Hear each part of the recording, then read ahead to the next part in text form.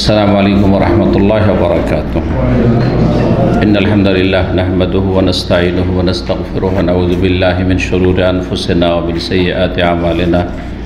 मैं यहदिहिल्लाहु फला मुदिल्ल लहु व मैं युद्लिल फला हादिय लहु व अशहदु अन ला इलाहा इल्लल्लाहु वहदहु ला शरीका लहु व अशहदु अन्न मुहम्मदन अब्दुहु व रसूलुहु सल्लल्लाहु तआला अलैहि व अला आलिहि व सहबिहि व सल्लम तस्लीमन कसीरा। अम्मा बाद फ़क़द क़ालल इमामुल बुख़ारी रहमहुल्लाहु तआला बाबुल मसाजिद अल्लती अला तुरुक़िल मदीना वल मवादि अल्लती सल्ला फ़ीहा नबी सल्लल्लाहु अलैहि वसल्लम। क़ाल हद्दसना मुहम्मद बिन अबी बकर अल-मुक़द्दमी क़ाल हद्दसना फ़ुज़ैल बिन सुलैमान क़ाल हद्दसना मूसा बिन उक़बा क़ाल रअयतु सालिम बिन अब्दिल्लाह यतहर्रा अमाकिन मिन अत-तरीक़ फ़युसल्ली फ़ीहा व युहद्दिसु अन्न अबाहु कान युसल्ली फ़ीहा व अन्नहु रअा अन्नबी सल्लल्लाहु अलैहि वसल्लम युसल्ली फ़ी तिल्कल अमकिना व हद्दसनी नाफ़िउन अन इब्न उमर रज़ियल्लाहु अन्हुमा अन्नहु कान युसल्ली फ़ी तिल्कल अमकिना व सअलतु सालिमन फ़ला अअलमुहु इल्ला वाफ़क़ा नाफ़िअन फ़िल अमकिना कुल्लिहा इल्ला अन्नहुमा इख्तलफ़ा फ़ी मस्जिदिन बिशरफ़ि रौहा।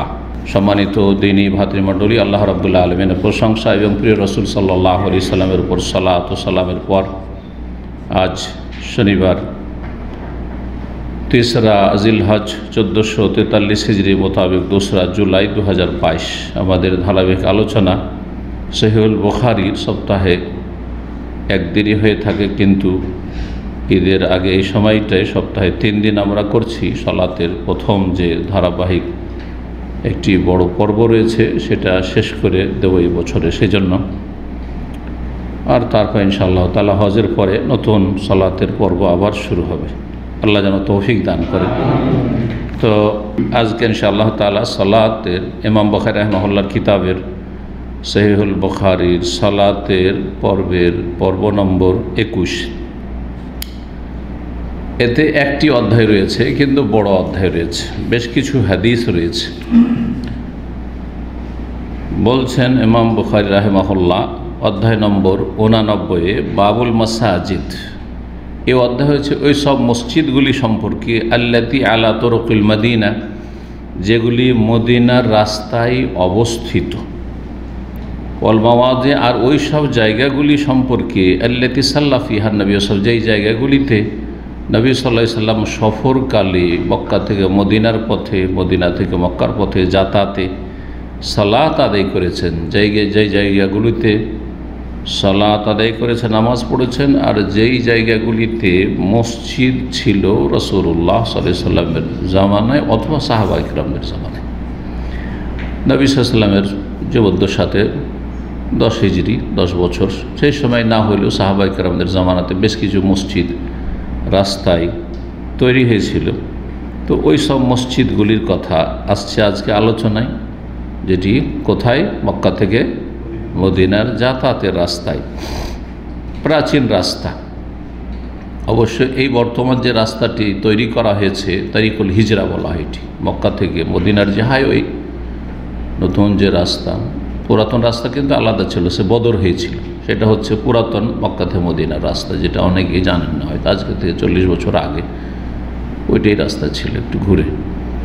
আর সোজা যে রাস্তা, যেটা বর্তমান পরিচিত রাস্তা, সেটা হচ্ছে তারিকুল হিজরা নাম, হিজরা রাস্তা নাম এই জন্য নামকরণ হয়েছে যে এই রাস্তা দিয়েই রাসূলুল্লাহ সাল্লাল্লাহু আলাইহি সাল্লাম হিজরত করেছেন। এটা আনুমানিক কথা, মানে অনুমান করে চেষ্টা করা হয়েছে যে কাছাকাছি যেন নবী সাল্লাল্লাহু আলাইহি সাল্লামের রাস্তার কাছাকাছি হয়ে সেই রাস্তাটি তৈরি করা হয়, এটার চেষ্টা করা হয়েছে।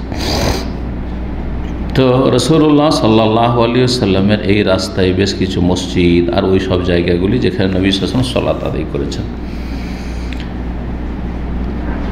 চলেন হাদিস দু একটি দেখা যাক, তারপরে এই হাদিসগুলিতে শুধুমাত্র একটি গুরুত্বপূর্ণ মাসলা আসবে, আর বাকি হাদিসগুলির অর্থ আর বেশ কিছু জায়গা, সেই জায়গাগুলির অবস্থান সম্পর্কে শুধু জানা, যেটার এমন কোনো বিশেষ উপকারিতা আর আজকাল নেই।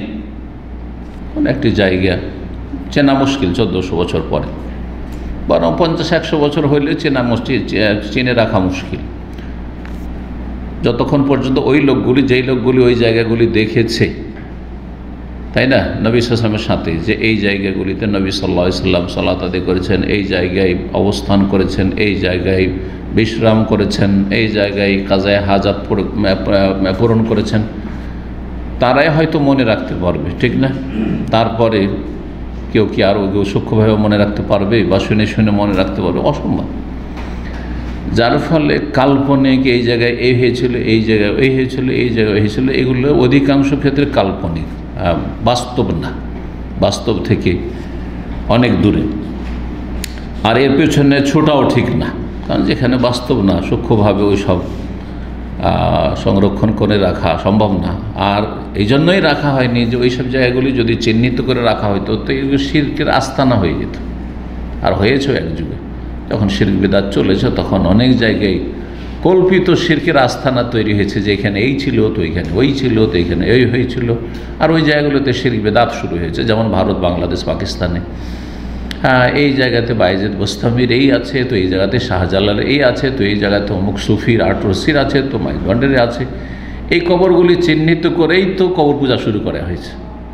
যদি কবরগুলি যদি আপনার বাপদাদার মতো, আমাদের বাপদাদা যারা দুনিয়া থেকে চলে গেছে তাদের মতো করে যদি রাখা হইতো, তাহলে কবর 25-50 বছর পরে নিশ্চিহ্ন হয়ে যেত, সাফ হয়ে যেত। তারপরে তাতে কিছু লেখাও থাকতো না, জানাও যেত না। কিন্তু এসব কি হয়েছে? শিরক, কুফরির আর বেদাতের আস্তানা হয়েছে। বেদাত তো হালকা কথা, বড় বড় শিরক, আল্লাহ ছাড়া অন্যের পূজা করা হচ্ছে, আল্লাহ ছাড়া অন্যকে সেজদা করা হচ্ছে, আল্লাহ ছাড়া অন্যের কাছে চাওয়া হচ্ছে, আল্লাহর সাথে কুফরি করা হচ্ছে, যে আল্লাহর তৌহিদকে ধ্বংস করা হচ্ছে। তো এইসব মারাত্মক ক্ষতির দিক রয়েছে। যেসব জায়গাগুলি ধর্মীয় স্মৃতি হিসেবে মানুষ সংরক্ষণ করে রাখে, সেগুলো যদি সংরক্ষণ করে, তার ক্ষতিকর দিক, ধ্বংসাত্মক দিক। যার ফলে সালাফে সালেহিনরা, সাহাবায়ে কেরামদের পরে সাহাবায়ে কেরাম পর্যন্ত চিনতেন ওই জায়গাগুলি, তাবেঈন, তাবা তাবেঈন ওসব চিহ্নিত করে রাখেননি যে এই জায়গায় এই হয়েছে, তো এই জায়গায় এই করেছেন, এই জায়গায় এই করেছেন। 483 নম্বর হাদিস বর্ণনা করছেন ইমাম বুখারী রাহিমাহুল্লাহর ওস্তাদ মুহাম্মদ ইবনে আবি বকর, তার ওস্তাদ ফুযাইল ইবনে সুলাইমান, তার ওস্তাদ মুসা বিন উকবা। তিনি বলছেন, রাআইতু সালেম ইবনে আব্দুল্লাহ, আমি আব্দুল্লাহ বিন উমর রাদিয়াল্লাহু তাআলা আনহুমার ছেলে সালেম বা আনহুমের ছেলে সালেমকে দেখেছি। সালেম হচ্ছেন প্রখ্যাত তাবেঈ এবং বড় একজন ইমাম ছিলেন মদিনার তাবেঈনদের যুগে। আর তিনি সাহাবীর ছেলে, প্রখ্যাত সাহাবী আব্দুল্লাহ, যিনি ওমর বিন খাত্তাব আমিরুল মুমিনিনের ছেলে এবং খলিফা হওয়ার যোগ্য ছেলে, আর সুন্নতের ক্ষেত্রে সাহাবায়ে কেরামের মধ্যে প্রসিদ্ধ, সুন্নতের পাবন্দির ক্ষেত্রে রাসূলুল্লাহ সাল্লাল্লাহু আলাইহি ওয়াসাল্লামের সুন্নতের ক্ষেত্রে অত্যন্ত যত্নবান ছিলেন।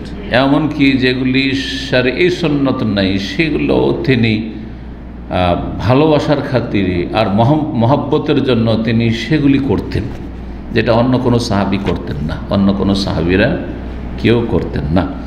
এই কথাটা এতটা জেনে রাখেন, তারপরে যখন দেখবেন তখন সেখানে বলবো যে কী কী তিনি করতেন, যে কাজগুলি অন্য সাহাবীরা করতেন না। জি। তো সালেম বিন আব্দুল্লাহকে আমি দেখেছি।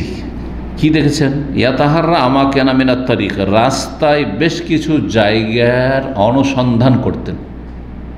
একটু থেমে থেমে দেখতেন যে এই যে জায়গাটা আছে না, এই জায়গায় রাসূলুল্লাহ সাল্লাল্লাহু আলাইহি ওয়াসাল্লাম সালাত আদায় করেছেন, ওই জায়গায় অবস্থান করেছেন, বিশ্রাম করেছেন, ওই জায়গাতে কিছুক্ষণ থেমেছেন ইত্যাদি। এইভাবে তলাশ করতেন ওই জায়গাগুলি, রাস্তার যেই জায়গাগুলির সাথে রাসূলুল্লাহ সাল্লাল্লাহু আলাইহি ওয়াসাল্লামের স্মৃতি বিজড়িত। ফায়ুসাল্লি ফিহা, সেই জায়গাগুলিতে সালাত আদায় করতেন, যে এখানে রাসূলুল্লাহ সাল্লাল্লাহু আলাইহি ওয়াসাল্লাম সালাত আদায় করেছেন যাওয়ার পথে অথবা আসার পথে মক্কা মদিনা থেকে, সুতরাং ওই জায়গাতে সালাত আদায় করতেন। ওয়া ইউহাদ্দিসু, আর তিনি বর্ণনা করতেন। কি বর্ণনা করতেন? আন্না আবাহু কানা ইউসাল্লি ফিহা, যে তাঁর পিতা আব্দুল্লাহ বিন উমর রাদিয়াল্লাহু তাআলা আনহু, প্রখ্যাত সাহাবী, তিনি এই জায়গাগুলিতে সালাত আদায় করতেন। নবী সাল্লাল্লাহু আলাইহি ওয়াসাল্লাম ইন্তেকালের পর দীর্ঘদিন তিনি বেঁচে ছিলেন। উমাইয়া বংশের জালেম শাসক হাজ্জাজ বিন ইউসুফ, যে খনি শাসক গভর্নর, তার যুগে তিনি ছিলেন বেঁচে, এবং তারপরে ইন্তেকাল হয়েছে। দীর্ঘ সময় পেয়েছেন সাহাবায়ে কেরামের মধ্যে তিনি। তো ওই জায়গাতে যে জায়গাগুলিতে নবী সাল্লাল্লাহু আলাইহি ওয়াসাল্লাম তার জীবদ্দশায় সালাত আদায় করছে সেখানে থেমে সালাত আদায় করতেন। ও আন্নাও রাআন নবী সাল্লাল্লাহু আলাইহি ওয়াসাল্লাম, আর তিনি দেখেছেন, মানে তার পিতা সালেমের পিতা সাহাবী আব্দুল্লাহ বিন ওমর দেখেছেন নবী সাল্লাল্লাহু আলাইহি ওয়াসাল্লামকে ইউসাল্লি ফিতিল কাল, এই জায়গাগুলোতে সালাত আদায় করতেন। তাহলে এখন ধারাবাহিকতা হচ্ছে যে নবী সাল্লাল্লাহু আলাইহি ওয়াসাল্লাম যেই জায়গাগুলিতে সালাত আদায় করতেন ওই জায়গাগুলিতে সাহাবী আব্দুল্লাহ বিন ওমর সালাত আদায় করতেন, যে এখানে যেহেতু নবী সাল্লাল্লাহু আলাইহি ওয়াসাল্লাম সালাত আদায় করেছেন আমি একটু সালাত আদায় করে নিই, সফর করছি ওই রাস্তা দিয়ে যাচ্ছি বাসছি তখন। আর তারপরে বাপকে যেহেতু দেখেছেন তাবেঈ সালেম, তখন তিনি বাপের দেখা দেখি তার আগে রাসূলুল্লাহ সাল্লাল্লাহু আলাইহি ওয়াসাল্লাম সম্পর্কে তিনি শুনেছেন বাপের কাছে যে রাসূলুল্লাহ সাল্লাল্লাহু আলাইহি ওয়াসাল্লাম যে জায়গাগুলো সালাত আদায় করেছেন তিনিও বাপকে অনুসরণ করতেন আর তার উপর রাসূলুল্লাহ সাল্লাল্লাহু আলাইহি ওয়াসাল্লামকে অনুসরণ করে এই কাজগুলি করতেন। জি, ব্যাস এতটুকু। তারপরে আর অন্য সাহাবী চার খলিফার কেউ না আবু বকর, না ওমর, না উসমান, না আলী রাদিয়াল্লাহু আনহু, খোদ আব্দুল্লাহ বিন ওমরের পিতা আমির ওমর রাদিয়াল্লাহু আনহু এটু করতেন না। আশরা মুবাশশারা অন্য কেউ করতেন না, আবু হুরায়রা করতেন না, কেউ করতেন না, সবাই মহব্বত করতেন। তাহলে বোঝা গেল যে এটি কোনো সুন্নত বিষয় নয়, এটি কোনো শরীয়তের বিষয় নয়, সুন্নত নয় যে রাসূলুল্লাহ যেই জায়গাগুলিতে সালাত আদায় করেছেন সফরে সেই জায়গাগুলিতে আমাদেরকে সালাত আদায় করতে হবে।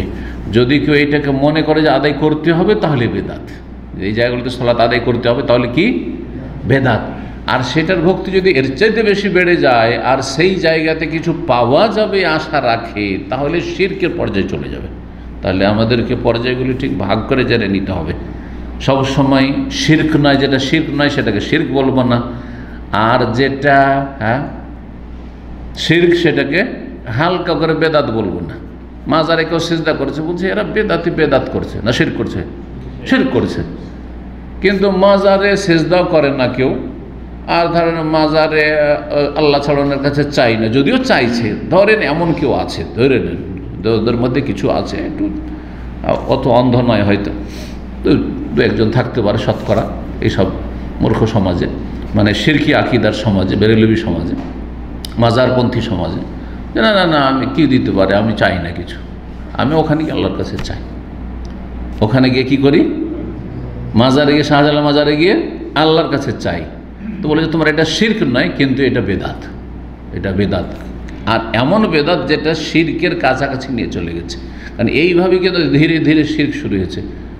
ওইখানে গিয়ে আল্লাহর কাছে চাইতে চাইতে এইখানে যখন চাইতে এসছি, কেন চাইতে এসছি, তাহলে এমন কোনো মহামানব এখানে আল্লাহর ওলি শুয়ে আছেন, যিনি অসাধারণ, সুতরাং তিনি তো আল্লাহর কাছ থেকে নিয়ে দিতে পারেন, তখন তার কাছে চাওয়া শুরু হয়ে গেল। এইভাবে কিন্তু মাজার পূজা শুরু হয়েছে।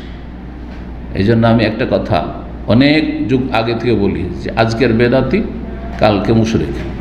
যারা আজকে বেদাত করছে, মিলাদ করছে, কালকে কিয়াম করবে দাঁড়িয়ে, আর কিয়াম মানে নবী হাজির হয়ে গেছে, এটা শিরকি আকিদা। আর তারপরে মাজারে যাবে। আজকে যারা মাজার পাকা করেছে বলছে না না সেজদা করবে না।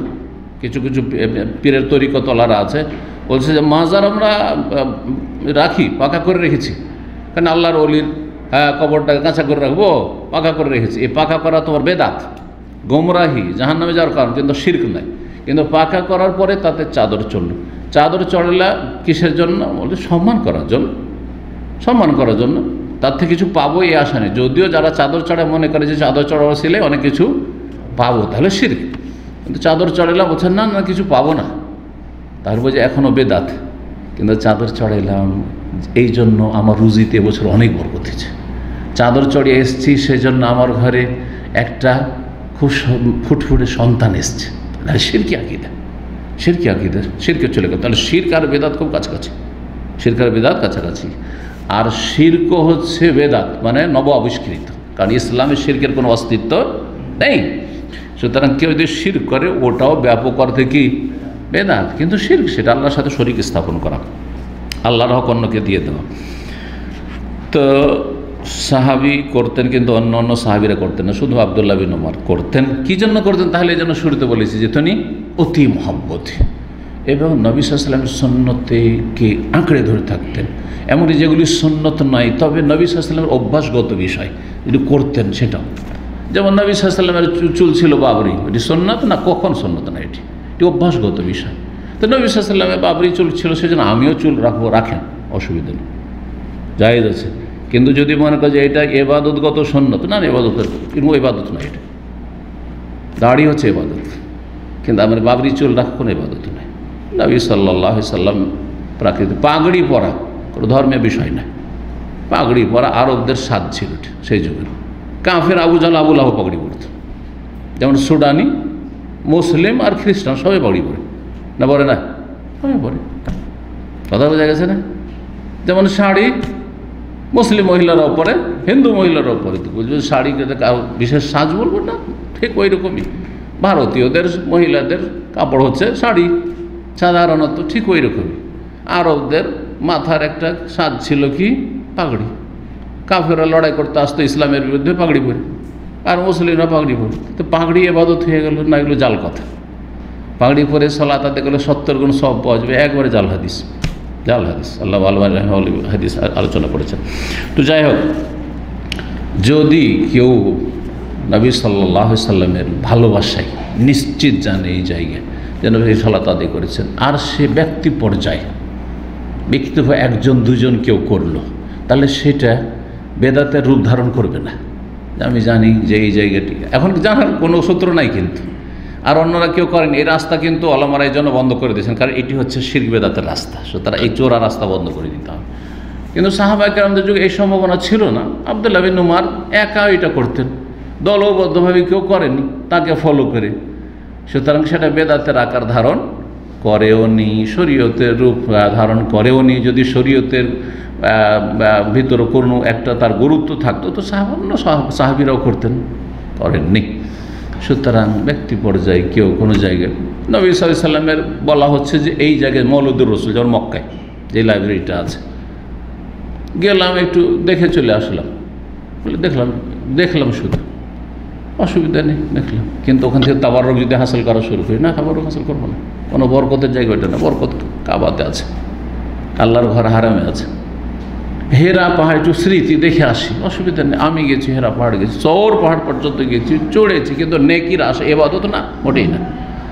তো যদি কেউ ব্যক্তি পর্যায়ে করে এই ধরনের কাজ আর জানা থাকে যেমন সাহাবীরা, তাহলে তো ঠিক ছিল। কিন্তু এখন প্রথম কথা জানাই না যে কোন জায়গায় কোথায় নবী সাল্লাল্লাহু আলাইহি ওয়াসাল্লাম আদায় করেছেন, আর বসেছেন, আর অবস্থান করেছেন, আর ঘুমিয়েছেন রাস্তায়। 2 নম্বর কথা যে দলবদ্ধভাবে শুরু হইলেই তখন শিরক বেদাতের রাস্তা খুলে যাবে। সুতরাং ওলামারা এই রাস্তাকে বন্ধ করে দিয়েছেন। যে যেমন তুর্কি আমলে মানে আনুমানিক, হ্যাঁ এই জায়গায় এই হয়েছিল, এই জায়গাতে এই হয়েছিল, সাকিফা বানি সাইদা যে খেলাফতির প্রথম মিটিং বসেছিল ওই জায়গাতে একদম এমন করে সাজানো ছিল সেখানে বেদাত হইত। সৌদি সরকার যখন আসলে দেখছে এগুলো তো শিরক বেদাতের আখড়া হয়ে গেছে, তো কী করতে হবে এই জায়গাগুলোকে? না, একদম সাইনবোর্ড আর বা কোনো কিছু পাকা তৈরি করা আছে, চিহ্নিত করা আছে, সবকে ভেঙে ফেলতে হবে, যাতে করে শিরক বেদাত একবারে নির্মূল হয়ে যায়, মুছে যায়। কিন্তু যারা মদিনার বংশ পরম্পরা থাকছে তারা জানে যে এই জায়গায় তো আমরা মদিনা ইউনিভার্সিটিতে পড়াশোনা করেছি, বিশেষ করে আলেম সমাজ বা ছাত্র যারা দিন সম্পর্কে, ইসলামের ইতিহাস সম্পর্কে, সিরাত সম্পর্কে জ্ঞান রাখে, জানি যে এই জায়গাটিতে ওই মিটিংটা হয়েছিল সাকিফা বানি সাইদা। সে মসজিদ নববীর পাশে একটা সুন্দর পার্কের মতো হয়ে আছে, কিন্তু ওইখানে যদি কিছু লেখা থাকতো তো কত বেদাতি যে ওখানে শিরক বেদাত করতো, চুমা দিত। মসজিদের নবীর গায়ে এসে চুমা দিচ্ছে, দেয়ালে চুমা দিয়ে, আমাদের চোখের সামনে বহু দেখেছি, মশাম আর উমরা মশাম। তাহলে এরকম জায়গায় চুমা দিত না যে এই জায়গায় সাহাবায়ে কেরাম মিটিং করেছে, এই জায়গাতে প্রথম খলিফা নির্বাচন হয়েছে আবু বকর সিদ্দিক রাদিয়াল্লাহু তাআলা, ইত্যাদি ইত্যাদি। তো এই জন্য এসব করা যাবে না। এটি ব্যক্তি পর্যায়ে আমল ছিল কার? আব্দুল্লাহ বিন উমর রাদিয়াল্লাহু তাআলা, কোনো সাহাবী এটা করেননি। জি। তারপরে হাদিসে নাফে রাহিমাহুল্লাহ, তিনি বিখ্যাত ইমাম ছিলেন এবং তিনি স্বাধীনকৃত গোলাম ছিলেন আব্দুল্লাহ বিন উমরের, সালেম ছেলে আর গোলাম দুইজনেই সহপাঠী, আর দুইজনে বড় আলেম হয়েছেন। তাহলে চাকর ও আলেম হওয়ার সুযোগ পেত ইসলামে, সাহাবায়ে কেরাম সালাফদের ইতিহাস। কিন্তু আমাদের সমাজে বড় বড় ধনীদের বাড়িতে চাকর নকর থাকলে তাকে না ইসলাম শেখায় না দুনিয়া শেখায়, না ওকে স্কুলে একটু যোগ্য পড়ে শুনে অথবা মাদ্রাসা পড়ে একটু যা কিছু হাফেজে কোরআন হোক অথবা কিছু দিন শিখুক, কোনো সুযোগ দেবে না। কাজ কাজ, ব্যাস, তুই আমার বাড়ির চাকর, কাজ কর। জি, কাজের মেয়ে কাজ কর, এবার শিক্ষার কী আছে তোর? তো কোথায় আমরা আর কোথায় আমাদের সালাফগণ যারা অনুসরণীয়। আল্লাহ যেন তৌফিক দান করেন মুসলিম জাতিকে। তো বলছেন নাফি ইবনে ওমর রাদিয়াল্লাহু তাআলা থেকে আন্নাহু কানা ইউসাল্লি ফি তিলকাল আমকিনা, তিনি আব্দুল্লাহ বিন ওমর ওই সব জায়গাগুলিতে সালাত আদায় করতেন, যে জায়গাগুলিতে নবী সালাত আদায় করতেন। ও সালতু সালেমান, সালেমকে জিজ্ঞাসা করছেন, নাফে এবং সালেম যেহেতু দুইজনেই একই রকমের আর একই ওস্তাদ, মানে আব্দুল্লাহ বিন ওমরের সব ছাত্র, তো বলছেন আমি সালেমকে জিজ্ঞেস করেছি তার ছেলেকে, ফালা আলামহু ইল্লা ওয়াফাকা নাফেআন, আমি জানি না যে কোনো ক্ষেত্রে তিনি বিপরীত কিছু বলেছেন, সব ক্ষেত্রে ওয়াফাকা নাফে, আর নাফে যেই কথাগুলি বলে তথ্যগুলি যে এই জায়গায় সালাত আদায় করেছেন, এই জায়গায় সালাত আদায় করেছেন, ঠিক ওইভাবেই বলেছেন, কোনো পার্থক্য নেই। কুলফিল আমকিনাতি কুল্লিহা ইল্লা আন্নাহুমা ইখতালাফা ফি মসজিদিন, একটা মসজিদ সম্পর্কে যে এই জায়গায় সালাত আদায় করেছেন কিনা রাসূলুল্লাহ সাল্লাল্লাহু আলাইহি ওয়াসাল্লাম, যেই জায়গাগুলিতে সালাত আদায় করেছেন রাসূলুল্লাহ সাল্লাল্লাহু আলাইহি ওয়াসাল্লাম, তার অধিকাংশ জায়গাগুলিতে সাহাবায়ে কেরাম অথবা তাবেঈনদের যুগে এটা করে মসজিদ বানিয়ে দেওয়া হয়, যে এই জায়গায় যখন নবী সাল্লাল্লাহু আলাইহি ওয়াসাল্লাম সালাত আদায় করে গিয়েছেন আর আমাদের মসজিদের এলাকাতে প্রয়োজন আছে, জনগণ বসবাস করে, সুতরাং একটা মসজিদ ওইখানেই বানায়, কোনো দোষের কথা নেই, কোনো দোষের কথা নেই, সেটাও মসজিদ বানিয়ে দিলাম ওই জায়গায়। তো ওই যে মসজিদটি তৈরি হয়েছিল পরবর্তীতে কোথায়, বেশারাফির রাওহা, রাওহার উচ্চ স্থানে, রাওহা নামক স্থানে যখন মদিনা থেকে জুলহুলাইফা পার করে, শহর পার করে চলে যাবেন সামনের দিকে, তখন রাওহার একটা সাইনবোর্ড এখনও দেখা যায়, রাওহা। তো এই রাওহার শারাফ মানে উঁচা জায়গা, এই জন্য সম্মানিত ব্যক্তিকে শরীফ বলা হয়, কারণ সমাজের সে উন্নত ব্যক্তি, সম্মানিত ব্যক্তি। 484 নম্বর হাদিস, আব্দুল্লাহ বিন ওমর রাদিয়াল্লাহু তাআলা আনহু হতে বর্ণিত, তিনি বলেছেন মুসা বিন উকবা কান্না রাসূলুল্লাহ কানা ইয়ানজিলু বিযিল হুলাইফা। হাদিসগুলো ইমাম বুখারী রাহিমাহুল্লাহ এমনভাবে নিয়ে এসেছেন যে নবী সাল্লাল্লাহু আলাইহি ওয়াসাল্লাম মদিনা থেকে সফর শুরু করেছেন আর তারপরে মক্কা পর্যন্ত পৌঁছেছেন, বিভিন্ন জায়গায় একবারে মক্কা পর্যন্ত কোথায় কোথায় কোন জায়গাগুলিতে নেমেছেন, অবতরণ করেছেন বা বিশ্রাম করেছেন অথবা সালাত আদায় করেছেন, এইগুলো নিয়ে এসেছেন। তো রাসূলুল্লাহ কী করতেন, ইয়ানজিলু বিযিল হুলাইফা, প্রথম গিয়ে অবতরণ করতেন জুল হুলাইফা, যেটার বর্তমান নাম কি জানেন না, আবিয়ারে আলী, আবারে আলী বা আবিয়ারে আলী, কিন্তু জুল হুলাইফাটা হচ্ছে হাদিসের নাম, যেটা মদিনা থেকে এহরাম বাঁধার মিকাত। হেনা ইয়াতামের যখন ওমরা করতেন, ওফি হাজ্জাতিহি, আর যখন তিনি হজে ছিলেন, হজেও আর ওমরা তো সেখানে অবতরণ করতেন, কারণ ওখান থেকে এহরাম করবেন সেই জন্য। হিনা হাজ্জা ওয়াফি হাজ্জাতে, হিনা হাজ্জা যখন হজ করেছিলেন, একটি হজ বিদায় হজ, কোথায় নেমেছিলেন সেই জায়গাটি কোথায় ছিল, এখন তো মসজিদ তৈরি হয়ে গেছে, সেই সময়ের অবস্থার সাথে কোনো সম্পর্ক নেই। হ্যাঁ, কত পার্থক্য হয়ে গেছে, 100 বছর পরে 50 বছর পরেই পার্থক্য হয়ে গেছে, এখন তো অনেক সময় চলে গেছে। কোন জায়গা ছিল সেটি বলছে, তাহাতা সামরাতিন, একটি বাবলা গাছের তলায়, সামরা বলা হয় বাবলা গাছকে, বলেন তো বাবলা গাছ, হ্যাঁ। ফি মওদিন, এমন এক জায়গায়, ফি মওদিল মসজিদ আল্লাযী বিযুলহুলাইফা, সেই মসজিদের জায়গায় যেটা জুলহুলাইফায় পরে নির্মাণ করা হয়েছে, তার যে মসজিদটি এখন তো বড় হয়েছে, তখন এক ছোট্ট ছিল, তারপরে মসজিদ তৈরি ছিল, ওই জায়গায় একটি বাবলা গাছ ছিল। তার নবী সাল্লাল্লাহু আলাইহি ওয়াসাল্লাম প্রথম যখন অবতরণ করেন তখন না ওখানে কোনো মসজিদ ছিল, বাস মেকাত নির্ধারণ করলেন, ওখানে একটা বাবলা গাছ ছিল, সেই বাবলা গাছের তলায়, কারণ একটু ছায়ারও প্রয়োজন, তো সেখানে অবতরণ করেছেন। ওয়াকানা ইজা, রাজা যখন ফিরে আসতেন, মিন গাজউইন, কোনো জেহাদ যুদ্ধ থেকে, কানা ফি তিলকা তারিক, আর ওই রাস্তা দিয়ে ফিরে আসছেন, আও ফি হাজ্জিন, অথবা হজে হতেন, আও উমরাতেন, উমরাই হতেন, তাহলে কি করতেন, হাবাতা মিন বাতনে ওয়াদিন, হাবাতা মানে নামতেন, হাবাতা হাবাতু মানে নামা, এই জন্য প্লেন নামাকে, ল্যান্ডিংকে হবুত আরবিতে বলা হয় আজকাল, হবুতুত তায়রা, দেখবে ওই যে সাইডবোর্ডগুলোতে ইংলিশ একদিকে লেখে, তার একদিকে লেখে হাবাতাতে তায়রা, মানে ল্যান্ডিং করেছে। হাবাতা মানে নামতেন, মিন বাতনে ওয়াদিন, উপত্যকার মধ্যভাগে, উপত্যকার মধ্যভাগে, বাতন মানে পেট, এটা মধ্যভাগ, তো মধ্যভাগে নামতেন। ফাইজা জাহারা, আর যখন ওপরে উঠতেন, জাহারা আজহার মানে ওপরে ওঠা, নিচে থেকে, যখন ওপরে উঠতেন, মিন বাতনে ওয়াদিন, উপত্যকার মধ্যবর্তী স্থল থেকে, আনাখা বিল বাতহায়ে, বাতহা নামক স্থানে উটকে বসিয়ে দিতেন, আল্লাতি আলা শাফিরিল ওয়াদি, যেটা আল ওয়াদি শারকিয়া, ওয়াদির পূর্ব কিনারায় যা অবস্থিত।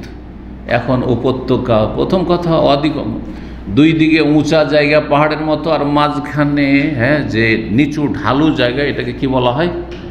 ওয়াদি বলা হয়। বর্ষা বৃষ্টি হলে পানি সেই ওয়াদি উপত্যকা দিয়ে প্রবাহিত হয় আরব দেশগুলিতে। এটা হচ্ছে ওয়াদি, উপত্যকা। তো এখন ওই জুলহুলাইফা গেলে তো বুঝতেই পারবেন না যে কোনখানে ওয়াদি উপত্যকা আছে, এমন হয়ে গেছে। তবে একটু এদিক সেদিক গেলে বোঝা যাবে। ওখান থেকে একটা উপত্যকা নালার মতো এসছে, মধ্যে ইউনিভার্সিটির গেটের সামনে দিয়ে এসে একেবারে ওহদ পর্যন্ত এসছে, যেটাকে ওয়াদি আকিক বলা হয়, ওয়াদি আল আকিক। আর ওইটাই হচ্ছে ওয়াদি আকিক, যেটা জুলহুলাইফার ওখানেও ছিল, আবার ওই ওহদ পর্যন্ত এসছে। মদিনা ইউনিভার্সিটির সামনে ওই জায়গাটা সারা বছর এমনি শুকা পড়ে থাকে, কিন্তু বর্ষা যখন হয়, মদিনা আবার বর্ষা হয়, তখন খুবই বর্ষা বৃষ্টি হয়। এখানকার মতো না যে বছর বর্ষায় নেই তেমন হয়। তো ইল্লা মাশাআল্লাহ, তো বর্ষা হয়ে এমন হইতো যে সাঁতার কাটার মতো পানি হয়ে যেত। এবার শোনা যে কোনো বাচ্চা ওখানে ডুবে গেছে, মানে মানুষ ডুবার মতো অবস্থা, জি, তখন ভর্তি হয়ে যেত। আর এমনি সময় আমি এক দুবার হেঁটেওছি দূর থেকে, হেঁটেই চলে যাই। তো হেঁটে ওখান দিয়ে শুকনো হেঁটে পার হয়ে গেছি, আবার উপর উঠে গেছি। যেমন আমার দেশে অনেক নদী আছে, বছরে কিছু কিছু সময় শুকিয়ে যায়। জি, তো বলছেন যে সেই বাথা নামক স্থানে উটকে বসিয়ে দিতেন। আল্লাহ তাআলা শাফিরিল ওয়াদি শারকিয়া, উপত্যকার পূর্ব কিনারে রয়েছে ফার রাসা, আর সেখানে রাতের কিছু অংশ বিশ্রাম করতেন। আর রস মানে বিশ্রাম করা, রাতের কিছু অংশ, গোটা রাত কাটানো নয়। রাতে চলতে চলতে চলতে ক্লান্ত হয়ে গেছেন, চলো একটু 2-3 ঘন্টা একটু এখানে আরাম বিশ্রাম করিনি। সাম্মা ফাররাসা, সাম্মা মানে ওখানে, সাম্মা মানে হুনালিকা, ফাসাম্মা ওয়াজহুল্লাহ, যেমন কোরআনে রয়েছে। সাম্মা মানে হুনা, সুম্মা মানে অতঃপর, আর সাম্মা মানে দেখেন, সুম্মা সায়ে পেশ দিলে অতঃপর, তারপর, আর সাম্মা মানে হুনালিকা, ওখানে। তো বলছেন ফাররাসা সাম্মা, সেখানে বিশ্রাম করতেন হাত্তা ইউসবিহা, ভোর হওয়া পর্যন্ত। লাইসা ইনদাল মসজিদ আল্লাযী বিহিজারাতিন, সেই মসজিদের কাছে নয়। এখন এগুলো কি করে বুঝবেন? মসজিদ নেই, অনেক মসজিদ নেই, অনেক মসজিদ অন্যরকম হয়ে গেছে। কোন মসজিদ বোঝানো হয়েছে? সেই মসজিদের উদ্দেশ্য নয়, আল্লাযী বিহিজারাতিন, যেটি পাথরের, কেউ বলছে নির্মিত, কিন্তু সে বা পাথরের কাছে অবস্থিত। ওয়ালা আলাল আকমা, আর সেই টিলার ওপরও নয়। আল্লাতী আলাইহিল মসজিদ, যেই টিলার ওপর, উঁচু জায়গা, টিলাকে আকমা বলা হয় বা আকামা, সেই টিলার ওপর নয় যেখানে একটি মসজিদ নির্মিত হয়েছে পরবর্তীকালে। কানা সাম্মা খালিজুন, সেখানে একটি ঝর্ণা ছিল। খালিজ, বর্তমান যুগে খালিজ বলা হয় গালফ, যে এই জন্য দোয়ালুল খালিজ বলা হচ্ছে, যে 6টি দেশকে কি বলা হচ্ছে? গালফ কান্ট্রিজ, দোয়ালুল খালিজ। তো খালিজ এই যে আমরা উপসাগর, উপসাগর হচ্ছে খালিজ। কিন্তু এখানে খালিজ বলতে তার ওই সাগর বা উপসাগর নাই, এখানে খালিজ মানে হচ্ছে ঝর্ণা। কানা সাম্মা খালিজ, ওখানে একটি ঝর্ণা ছিল। ইউসাল্লি আবদুল্লাহ ইনদাহু, আবদুল্লাহ বিন ওমর রাদিয়াল্লাহু আনহু ওর পাশে সালাত আদায় করতেন। কেন? যে এই জায়গায় নবী সাল্লাল্লাহু আলাইহি ওয়াসাল্লাম সালাত আদায় করেছেন। ফি বাতনিহি কুসুবুন, সেই যে জায়গাটি ছিল, সেই জায়গার মধ্যবর্তী স্থলে বালুর স্তূপ ছিল। বালুর স্তূপ ছিল। বালুর কি ছিল? ঢের বা স্তূপ ছিল। কুসুব কয়েকটি স্তূপ ছিল। কাসিবুন মানে হচ্ছে একটি স্তূপ, কাসিবা মাহিলা কোরআনে কারীম রয়েছে। আর কুসুব মানে বেশ কিছু স্তূপ ছিল। কানা রাসূলুল্লাহ ইউসাল্লি, সাম্মা ইউসাল্লি, নবী সাল্লাল্লাহু আলাইহি ওয়াসাল্লাম ওখানে সালাত আদায় করতেন। ফাতাহা ফিহিস সাইল, কিন্তু সেই যুগেই সেখানে বন্যা প্রবাহিত হয়। তাহলে মদিনা তো মাঝে মাঝে কি হইতো? বন্যা হইতো। ফাতাহা ফিহিস সাইল বিল বাথা, বাথা নামক এলাকায় সেখানে বন্যা প্রবাহিত হয়। হাত্তা দাফানা যালিকাল মাকান, এমন বন্যা প্রবাহিত হয় যে বন্যার স্রোতে সেই জায়গাটি নিশ্চিহ্ন হয়ে, দাফন হয়ে গেছে মানে নিশ্চিহ্ন হয়ে গেছে, নিশ্চিহ্ন হয়ে গেছে। আল্লাযী কানা আব্দুল্লাহ ইউসাল্লি ফি, যেই জায়গায় আব্দুল্লাহ বিন ওমর সালাত আদায় করতেন আর বলতেন যে এখানে রাসূলুল্লাহ সাল্লাল্লাহু আলাইহি ওয়াসাল্লাম সালাত আদায় করেছেন। জি, 485 নম্বর হাদিস বলছেন যে আব্দুল্লাহ বিন ওমর রাদিয়াল্লাহু তাআলা হাদিস বয়ান করেছেন, নবী সাল্লাল্লাহু আলাইহি ওয়াসাল্লাম কী করতেন বলছেন, সাল্লাহ হাইসুল মসজিদুস সাগীর, সালাত আদায় করতেন যেই জায়গায় ছোট্ট একটি মসজিদ তৈরি হয়েছে তখন, আল্লাযী দুনাল মসজিদ, যেটি সেই মসজিদের কাছাকাছি, আল্লাযী বিশারাফির রাওহা, রাওহার উঁচু স্থানে যে আরেকটি মসজিদ রয়েছে তার কাছাকাছি। তাহলে সেখানে দুটো মসজিদ ছিল সেই যুগে।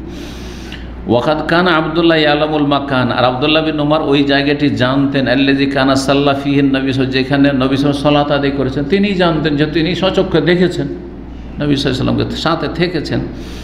ইয়াকুল, আর তিনি বলতেন, সাম্মা আন ইয়ামিনিকা, কোথায় নামাজ পড়েছেন নবী সাল্লাল্লাহু আলাইহি ওয়াসাল্লাম বলছেন যে সেখানে তোমার ডান দিকে, তোমার ডান হাতে পড়বে। কখন ডান হাতে পড়বে, তাহলে কীভাবে দাঁড়াইতে হবে তো ওটাও তো বুঝতে হবে। তো বলছেন যে সাম্মা, সেখানে আন ইয়ামিনিকা, তোমার ডান দিকে পড়বে।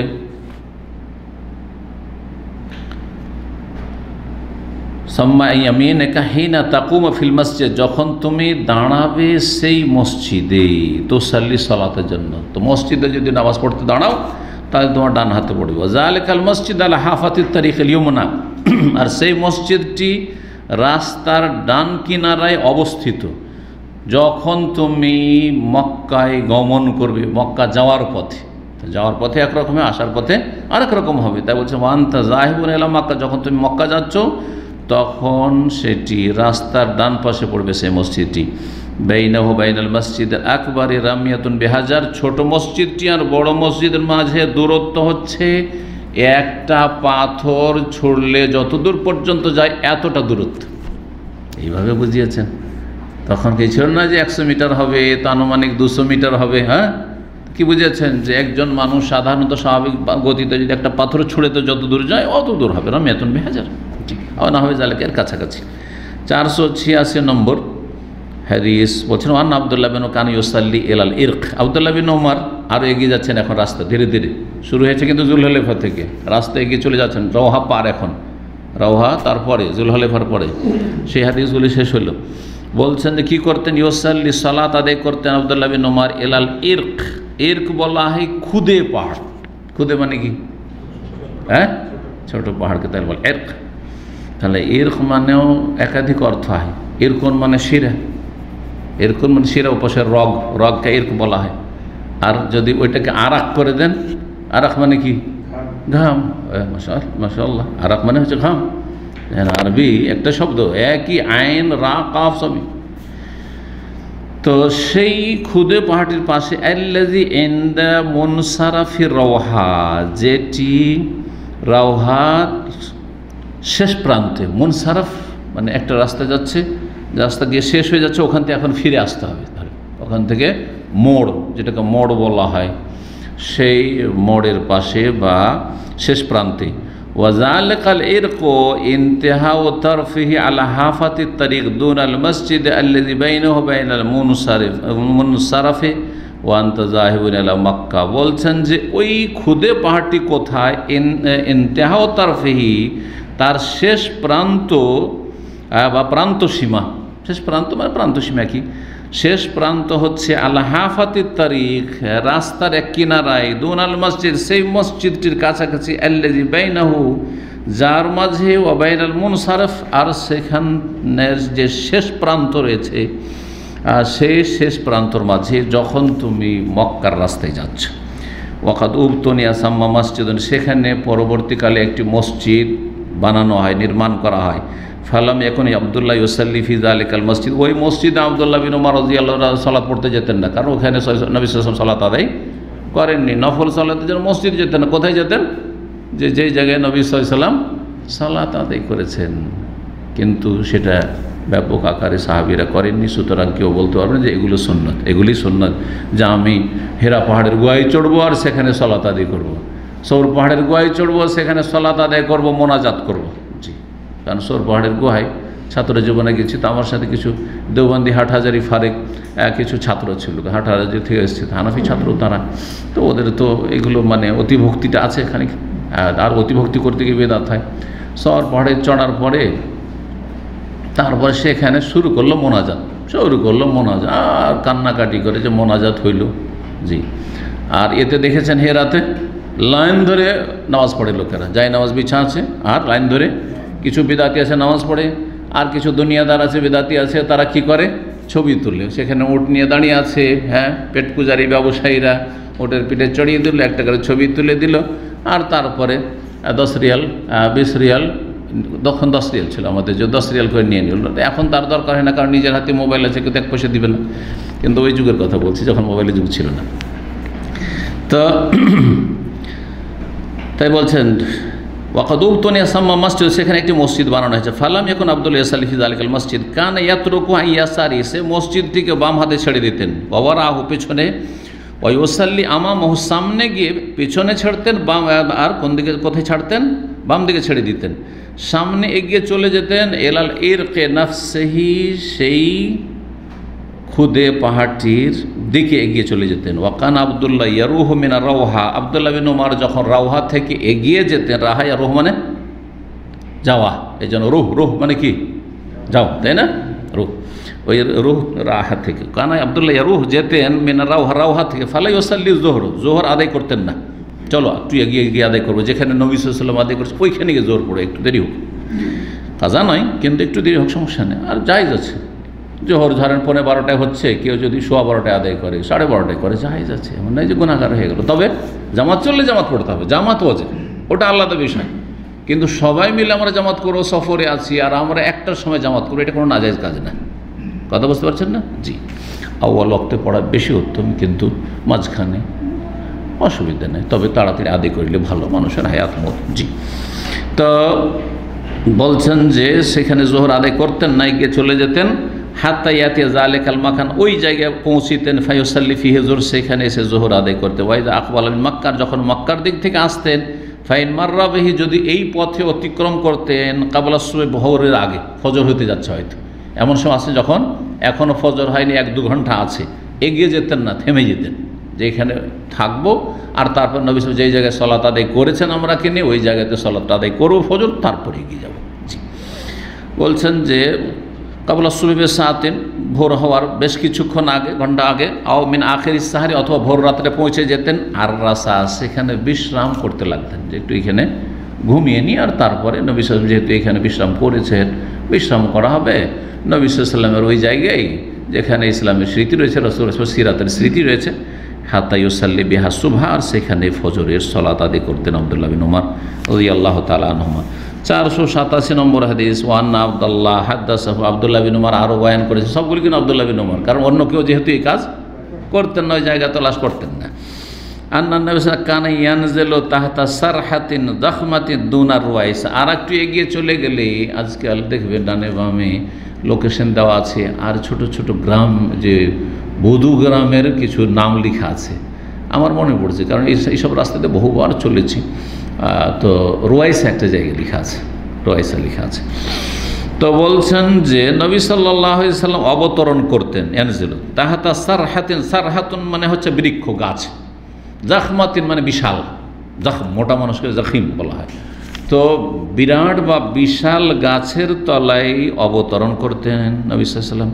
দুনায় রোয়াইসা, রোয়াইসার নিকটবর্তী এলাকায়, আইয়ামিনিত তারিক, রাস্তার ডান দিকে, রাস্তার ডান দিকে, ওয়াজাহাত তারিক, রাস্তার এক পাশে, ফি মাকানিন বাতহিন সাহলিন, এমন এক জায়গায় যেই জায়গাটি হয়তো প্রশস্ত সমতল, মানে প্রশস্ত সমতল ভূমিতে, মাকান ভূমি, আর বাতহিন মানে হচ্ছে আপনার সমতল, আর সাহাল মানে হচ্ছে প্রশস্ত, প্রশস্ত সমতল ভূমিতে, তার ওখানে এমন একটা জায়গা আছে, কারণ পাহাড়ি এলাকা, মক্কা মদিনার রাস্তা, কিন্তু সমতল ভূমি রয়েছে আর প্রশস্ত জায়গা রয়েছে, সেখানে অবস্থান করে। হাত্তা ইউফজিয়া মিন আকমাতিন দোয়াইনা বারিদ রুয়াইসা মিলাইন, এমনকি সেখান থেকে তিনি বের হয়ে যেতেন, মানে এগিয়ে যেতেন। আফজা ইউফজি, আফজা ইউফজি মানে পৌঁছে যাওয়া বা এগিয়ে যাওয়া, চলে যেতেন বা এগিয়ে যেতেন, মিন আকমাতেন, এমন একটি টিলা হয়ে, যেটা দোয়াইনা বারিদের রোয়াইসা মিলাইন, রোয়াইসার বারিদ মানে ডাকঘর কেউ অনুবাদ করেছে, আর বারিদ মানে হচ্ছে দূরত্ব হয়, সুতরাং দুটোই অনুবাদ হতে পারে, দুটোই অনুবাদ হতে পারে। তো রোয়াইসার তার থেকে 2 মাইলের দূরত্বে দোনা বাড়ির যে ডাকঘর রয়েছে ডাকঘরের নিকটে, তাহলে সেই যুগে ডাকঘর হয়েছিল পরবর্তীতে, আর কারণ চিঠিপত্র আদান প্রদানের জন্য হতে পারে। এই অনুবাদ যদি ধরে না হয়, আর না হলে বারিদ মানে হচ্ছে দূরত্ব। তো কতটা দূরত্ব ছিল রয়সা থেকে? 2 মাইল দূর ছিল। জি। ওয়াকাদ ইনকাসারা আলাহা, আর ওই যে টিলা উঁচাটি রয়েছে তার ওপর ভাগটি ভেঙে পড়েছে। পাহাড় কিন্তু হয় নিচা হয় ধীরে ধীরে, ভেঙে ভেঙে ভাগ বলে। তো ফানসানা বলছেন যে ফানসানা ফি জৌফিহা, না এখানে ও গাছের কথা বলছে। ওয়াকাদ ইনকাসারা আলা, সেই গাছটি যে বিশাল গাছ ছিল সেই গাছের ওপর ভাগটি ভেঙে পড়েছিল। আর গাছ যখন ভেঙে যায় তখন আবার গাছের ডালগুলি থেকে ছোট ছোট অনেকগুলি শাখা প্রশাখা বা ডাল গজায়। তাই বলছেন ফানসানা ফি জৌফিহা, তার মাঝখান থেকে বেরিয়ে এসেছিল বিভিন্ন আরও কি ডালপালা। ওয়াহিয়া কায়েমাতুন আলা সাকিন, যেটি দাঁড়িয়েছিল, গাছটি কিন্তু আপন কাণ্ডের উপর দাঁড়িয়েছিল। শাক বলা হচ্ছে সেই কাণ্ডটিকে, যে গাছের বডি দাঁড়িয়েছিল। অফি সাকেহা কোসবন কাসিরা, আর সেই গাছের গোড়ায় ছিল অনেকগুলি কোসব, কাসিবের বহুবচন কি, বালির স্তূপ। এর আগে আলোচনা করেছি, শব্দটি এসছে ফিবাত নেই, কোসব মানে বালুর বা বালির স্তূপ সেখানে ছিল। তো গাছের তলা তো বালি জমে ছিল, বালির স্তূপ ছিল। এই বর্ণনা করলেন। 488 নম্বর হাদিসে বর্ণনা করেছেন আন্না আব্দুল্লাহ বিন হাদ্দাস আব্দুল্লাহ বিন উমর রাদিয়াল্লাহু তাআলা বর্ণনা করেছেন আন্না রাসূলুল্লাহ ফি তারাফে তালআতিন মির ওয়ারাইল আরাজ। এখান থেকে আরেকটু এগিয়ে যেন মক্কার দিকে একটা জায়গা আরাজ, ওটারও কিন্তু লোকেশন আছে আজকাল। জি, ছোটো ছোটো সাইনবোর্ডগুলোতে এগুলোর নাম আছে আরাজ। তো বলছেন নবী সাল্লাল্লাহু আলাইহি ওয়াসাল্লাম সালাত আদায় করেছিলেন ফি তারফে তালআতিন। তালআ টিলে হতে পারে, টিলেও বলা হয়, আবার কেউ কেউ অনুবাদ করেছেন নালার। তো একটা নালার কিনারায় মিওয়ারাইল আরজ, আরজ নামক স্থানের পেছন দিকে। যখন আনতা জাহিবুন এল হাজবা, যখন তুমি মালভূমি এলাকায় যাচ্ছ, বাংলাকে ভালো বুঝে, মালভূমি কাকে বলে? হ্যাঁ, গোলান মালভূমি, যারা ফিলিস্তিনের প্যালেস্টাইন ইতিহাস বা সিরিয়া যে দখল করেছিল ইসরায়েলরা, গোলান মালভূমি বলা হয়। জি, ঢালু জায়গা। জি। তো ওয়ান্তা জাহিবুন আল হাদবাতিন ইনদা যালিকাল মসজিদ, সেই মসজিদের কাছে কি ছিল? কবরানে আও সালাসাতুন, 2টি অথবা 3টি কবর ছিল। সেই যুগে সেখানে মসজিদের কাছে 2টি অথবা 3টি কবর ছিল। আর তারপর আলাল কবরে রাজমুম মিন হেজারাতিন আইয়ামিনিত তারিখ ইনদা সালেমাতিত তারিখ, আর সেই কবরগুলির ওপর স্তূপ ছিল পাথরের, মানে পাথর ওচা হয়েছিল একটু, পাথরের স্তূপ ছিল রাস্তার ডান পাশে। ইনদা সালেমাতিত তারিখ, যে বলছেন যে বড় পথের, যে বড় পথ রয়েছে সেই পথের পাশে। বাইনা উলাইকা সালেমাত আল্লাতি আব্দুল্লাহ ইয়ারুহু মিনাল আরজ, সেই সব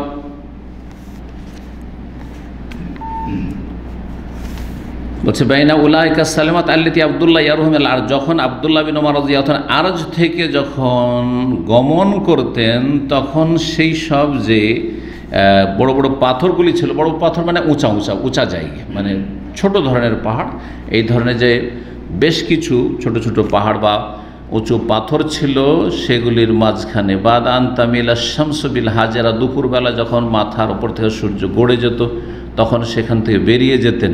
ফাইউসাল্লি জোহরা ফি যালিকাল মসজিদ, তারপরে সেই মসজিদে গিয়ে সালাত আদায় করতেন যেখানে নবী সাল্লাল্লাহু আলাইহি ওয়াসাল্লাম সালাত আদায় করেছেন, পরে মসজিদ তৈরি হয়েছে। 489 নম্বর হাদিসে বলছেন আব্দুল্লাহ বিন উমর আরও কি করতেন? হাদ্দাসাহু, হাদিস বয়ান করেছেন আন্না রাসূলুল্লাহ সাল্লাল্লাহু আলাইহি ওয়াসাল্লাম নাযালা ইনদা সারহাতিন আইয়াসারিত তারিকে ফি মাসিলিন দুনা হারসা। ওখান থেকে আর একটু এগিয়ে গেলে একটা লোকেশন আসবে, এখন হারসা বলে, হারসা, এগুলো সব গ্রাম অঞ্চল, বেদুইন অঞ্চল। তো বলছেন যে রাসূলুল্লাহ সাল্লাল্লাহু আলাইহি ওয়াসাল্লাম অবতরণ করতে ইনদা সারহাতিন, বেশ কিছু ঘন গাছের কাছে, রাস্তার বাম সাইডে, ফি মাসিলিন দুনা হারসা, হারসা নামক স্থানের কাছাকাছি এক ঢালু জায়গায়, ঢালু জায়গায় মাসিল, যেখান দিয়ে পানি প্রবাহিত হয়, ঢালু জায়গা হওয়ার কারণে। জালিকাল মাসিল লা সেকুন বেকোরাই হারসা, আর সেই ঢালু জায়গাটি হারসার এক প্রান্তর সাথে মিলিত ছিল, বাইনাহু বাইনাত তারিক করিব মিন গলওয়া, তার মাঝখানে ওই জায়গার মাঝখানে আর রাস্তার মাঝখানে দূরত্ব ছিল একটি তীর ছোঁড়ার দূরত্ব। গলওয়া বলা হয় একটা তীর ছুড়লে সাধারণত যত দূর যায় ধনুক থেকে বেরিয়ে ততটা দূরত্ব। ওয়াকান আবদুল্লাহ ইউসাল্লি আলা সারহাতিন হি আকরাবুস সারহাত, আবদুল্লাহ বিন উমর ওই ঘন গাছ বিশিষ্ট এলাকার আশেপাশে সালাত আদায় করতেন। কোথায় সেটা বলছেন, ইউসাল্লি সালাত আদায় করতেন যেই গাছগুলির মাঝে যেই গাছটি সবচেয়ে কাছের গাছ ছিল সেই গাছের পাশে সালাত আদায় করতেন। কাছে ছিল কোন দিক থেকে? রাস্তার দিক থেকে যেতে প্রথম যে গাছ কাছের গাছ সেখানে সালাত আদায় করতেন। ওয়াহিয়া আতওয়ালহন্না, সেই গাছটি সবচাইতে লম্বা গাছ ছিল। এখন ওগুলো কিছুই নেই, তাই না? তাহলে এসব বোঝার আসলে নয়, কিন্তু সহিহ বুখারীতে হাদিস আছে। সুতরাং আমরা শুধু এগুলোর অনুবাদ করছি আর আসল মশলা বলে দিচ্ছি যে এই রকম কোনো তাবারক হাসিল করা যেহেতু সাহাবায়ে কেরামদের আমল ছিল না, কেউ অন্যান্য সাহাবীরা করেনি, সুতরাং এইটা করবে না, কারণ এটা বিদআতের আকার ধারণ করবে আর ধীরে ধীরে সেটা শিরক পর্যন্ত নিয়ে যাবে। আর 2-3টি হাদিস আছে, ইনশাআল্লাহ শেষ করে নিই। 490 নম্বর হাদিস, ওয়ান আব্দুল্লাহ বিন ওমর হাদাসাহু, আব্দুল্লাহ বিন ওমর বর্ণনা করছেন, আন্না কানা ইয়ানজিলু ফিল মাসিল আল্লাযী ফি আদনা মাররি জাহরান। এখন আর একটু এগিয়ে চলে যান, তাহলে মাররু জাহরান একটা লোকেশন আসবে। এখনও রোডের ডানে বামে দেখেন মাররু জাহরান লোকেশন আছে। নবী সাল্লাল্লাহু আলাইহি ওয়াসাল্লাম অবতরণ করতেন ফিল মাসিল, সেই ঢালু জায়গায়, আল্লাযী ফি আদনা মাররি জাহরান, যেটি মাররু জাহরানের কাছাকাছি, কেবালাল মদিনা, মদিনার দিকে, হিনা ইয়াহবিতু মিনাস সাফরাওয়াত, যখন সাফরাওয়াত নামক স্থান থেকে অবতরণ করতেন উঁচা জায়গা থেকে, ইয়ানজিলু ফি বাতনি যালিকাল মাসিল, সেই ঢালু জায়গায় আর মধ্যবর্তী স্থলে অবতরণ করতেন। আইয়াসারি তারিখ, রাস্তার বাম সাইডে, যখন তুমি মক্কার দিকে গমন করছো, মক্কার দিকে যখন গমন করছো তখন রাস্তার বাম সাইডে। লাইসা বাইনা মানজিল রাসূলিল্লাহ বাইনা তারিক ইল্লা রামিয়াতুন বিহাজার, রাসূলুল্লাহ সাল্লাল্লাহু আলাইহি ওয়াসাল্লাম অবস্থানের জায়গায় এবং রাস্তার মাঝে দূরত্ব ছিল, তখনকার রাস্তার মাঝে দূরত্ব কতটুকু ছিল? ইল্লা রামিয়াতুন বিহাজার, একটি পাথর ছুঁড়লে যত দূর যায় এতটা পাথর ছোঁড়ার দূরত্বে ছিল। 491 নম্বর হাদিস বলছেন, ওয়ান আব্দুল্লাহ বিন ওমর হাদাস, আব্দুল্লাহ বিন ওমর রাদিয়াল্লাহু তাআলা আনহুমা আরও বর্ণনা করেছেন যে কাকে? নাফেকে, তার ছাত্র। এখানে আগে নাফের কথা রয়েছে, অথবা মুসা বিন উকবা আর নাফে, হ্যাঁ নাফে আর তার ছেলে সালেম, এই দুজনই তো বর্ণনা করেছেন তার পিতা থেকে অথবা তার মালিক থেকে নাফে। নবী সাল্লাল্লাহু আলাইহি ওয়াসাল্লাম কী করতেন? কানা ইয়ানজিলু বিজতুয়া, এখন মাররু জাহরান মানে কাছাকাছি, তো মক্কার কাছাকাছি চলে গেছেন। তারপরে এখন একেবারে মক্কার নিকটবর্তী এলাকায় চলে গেছেন, মক্কার ভিতরে এখন এই জায়গাগুলি পড়ে গেছে জিতুয়া বা জিতুয়া নামক স্থান। তো বলছেন অবতরণ করতেন নবী সাল্লাল্লাহু আলাইহি ওয়াসাল্লাম জিতুয়া নামক স্থানে, ওয়াইয়াবি, তো সেখানে রাত কাটাতেন, রাত্রি যাপন করতেন, হাত্তা ইউসবিহা, ভোর হওয়া পর্যন্ত। ইউসাল্লি সুবহা হিনা ইয়াকদাম মক্কা, যখন মক্কা পদার্পণ করতেন তখন জিতুয়া নামক স্থানে ভোরের ফজরের সালাত আদায় করেন, তারপরে মক্কাতুল মুকাররমায় প্রবেশ করতেন। ও মুসাল্লা রাসূল ফি যালিকা, আর রাসূলুল্লাহ সাল্লাতের জায়গা হচ্ছে আলা আকমাতিন গালিজাতিন, শক্ত টিলার ওপর। লাইসা ফিল মসজিদ আল্লাযী বুনিয়া সাম্মা, যেই মসজিদ সেখানে নির্মাণ করা হয়েছে ওই মসজিদের জায়গায় সালাত আদায় করেননি নবী সাল্লাল্লাহু আলাইহি ওয়াসাল্লাম বলছেন। ওয়ালাকিন আসফালা মিন যালিক, ওই টিলা, যে শক্ত টিলার নিচু স্থানে সালাত আদায় করেছেন নবী সাল্লাল্লাহু আলাইহি ওয়াসাল্লাম, আলা আকমাতিন গালিজা, আরেকটি টিলার ওপর। জি 482 বলছে টিলার ওপর সালাত আদায় করেছেন, কিন্তু মসজিদের ভিতর যে মসজিদ পরে নির্মাণ করা হয়েছে সেই মসজিদের জায়গাতে সালাত আদায় করেননি, কথা বলছেন। 492 হাদিসে বলছেন যে আব্দুল্লাহ বিন ওমর রাদিয়াল্লাহু তাআলা আনহুমা বর্ণনা করেছেন তাকে নাফিকে আন্না নবী ইস্তাকবালা ফুরদাতাইল জাবাল আল্লাযী বাইনাহু ওয়া বাইনাল জাবালিত তাওয়িল নাহওয়াল কাবা, এখন কাবার পাশে পৌঁছে দিয়েছেন। মদিনা থেকে শুরু করে রাসূল কোথায় কোথায় কোথায় কোথায় সালাত আদায় করলেন, কোথায় অবস্থান করলেন, কোথায় রাত কাটালেন, আর এখন মক্কায় পৌঁছে গেছেন। মক্কার কাবার দুই দিকে যে বড় বড় দুটো পাহাড়, একটা হচ্ছে আবু কুবাইস আর একটা হচ্ছে জাবালে কয়কান। তো নবী সাল্লাল্লাহু আলাইহি সাল্লাম কী করতেন? ইস্তাকবালা, সামনে করতেন, ফুরদাতাইল জাবাল, পাহাড় বা পর্বতের প্রবেশ পথকে, যে দুই পাহাড়ের মাঝখানে যে প্রবেশ পথ সেটাকে সামনে করতেন। আল্লাযী বাইনাহু বাইনাল জাবালি তাওয়িল, যেটি সেই পাহাড় যেই পাহাড়ের মাঝে আর দীর্ঘ লম্বা পাহাড়ের মাঝে যেটা কাবার কাছে রয়েছে, এর মাঝে রয়েছে, এই দুটোর মাঝখানে নবী সাল্লাল্লাহু আলাইহি ওয়াসাল্লাম কী করতেন? সামনে হয়ে দাঁড়াতেন। ফাজাআল আল মসজিদ আল্লাযী বুনিয়া সাম্মা, সেখানে যে মসজিদটি তৈরি করা হয়েছে সেটিকে কোথায় রাখতেন? বলছেন যে ইয়াসার আল মসজিদ, সেই মসজিদের বাম দিকে রাখতে হবে। তারাফিল আকমা, যেটা নির্মাণ করা হয়েছে টিলার এক প্রান্তে। ও মুসাল্লা নবী আসফালা মিনহু, আর নবী সাল্লাল্লাহু আলাইহি ওয়াসাল্লাম সালাতের জায়গা ছিল তার চাইতে নিচু এলাকায়, আল আকমাতি সওদা, কালো একটি টিলার ওপর, যেখানে সালাত আদায় করেছে রাসূলুল্লাহ সাল্লাল্লাহু আলাইহি ওয়াসাল্লাম। তাদাও মিনাল আকমাতে, সেই টিলা থেকে তুমি যদি জানতে চাও সূক্ষ্মভাবে যে কোন জায়গাটিতে নবী সালাত আদায় করেছেন, বলছে সেই টিলাটি, এখন ওগুলোও নেই, সব তো শেষ, বিশাল বিশাল পাহাড় তো সব শেষ হয়ে গেছে। তো 1400 বছর আগের কথা বলছেন যে টিলা থেকে তুমি ছেড়ে দেবে 10 গজ, আসরাত আজম 10 গজ ছেড়ে দেবে, অথবা তার আনুমানিক ছেড়ে দেবে। সুম্মা তুসাল্লি, তারপরে তুমি সালাত আদায় করে মুস্তাকবিল আল ফুরদাতাইন মিনাল জাবাল, পাহাড়ের প্রবেশ পথকে সামনে করে ওই জায়গায়, আল্লাযী বাইনাকা, যেটা তোমার মাঝে এবং কাবার মাঝখানে পড়ছে, একদিকে কাবা আর আরেকদিকে সেই পাহাড়টি পড়বে, এখানে যদি দাঁড়াও তাহলে ওই জায়গা থেকে 10 হাত বা 10 গজ দূরে রাসূলুল্লাহ সাল্লাল্লাহু আলাইহি ওয়াসাল্লাম সালাত আদায় করেছেন। এইভাবে নবী সাল্লাল্লাহু আলাইহি ওয়াসাল্লামের মক্কা থেকে মদিনার পথে কোথায় কোথায় সালাত আদায় করেছেন, ওই হাদিসগুলি ইমাম বুখারী রাহিমাহুল্লাহ সংকলন করে এখানে নিয়ে এসেছেন এই পর্বেই। এখানে আজকের আলোচনা আমাদের শেষ হলো। আল্লাহ রাব্বুল আলামিন যেন কবুল করেন।